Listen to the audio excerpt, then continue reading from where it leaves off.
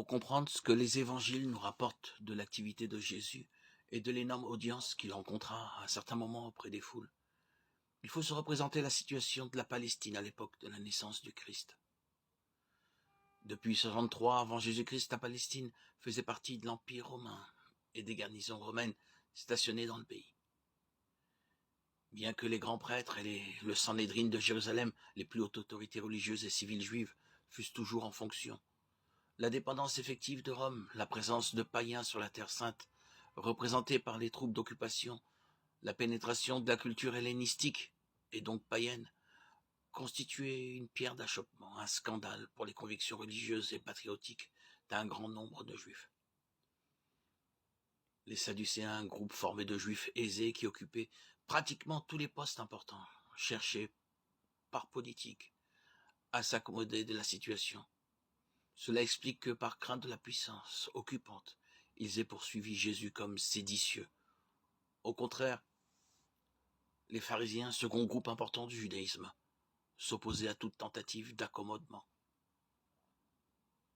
Ces pharisiens s'en tenaient strictement à la loi de Moïse, la Torah, et ils refusaient de frayer avec ceux qui en prenaient à leur aise avec elle, spécialement le peuple ignorant.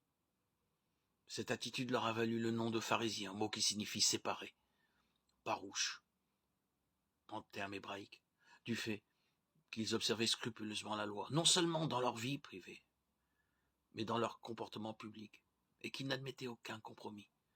Ils jouissaient d'une grande considération auprès du peuple.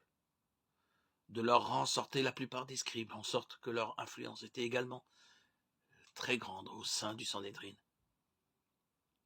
Leur préoccupation était moins de trouver l'indépendance politique que de sauvegarder l'orthodoxie doctrinale. Pour eux, l'observation stricte et littérale de la loi mosaïque était la condition préalable à la venue du Messie et, par suite, à la libération d'Israël. Dans la pratique, les pharisiens en arrivaient trop souvent, en vertu de leur conception, à traduire leur fidélité à la loi par des attitudes qui nous paraissent ridicules. Qu'on se rappelle les discussions que Jésus eut avec eux à propos du repos du sabbat ou du paiement de la dîme. Mais il ne faut pas méconnaître les sacrifices qu'ils s'imposaient, ni leur amour authentique de Dieu et du prochain, ni les juger d'après la bizarrerie, à vrai dire, assez habituelle de leur comportement. Ce serait commettre une injustice à leur égard. Car on ne pourrait comprendre Jésus et son message éternel en dehors de ce contexte. Jésus, en effet, n'est pas né n'importe quand et n'importe où, mais il s'est incarné réellement à un temps bien précis et en un lieu bien défini, né d'une femme, né sous la loi.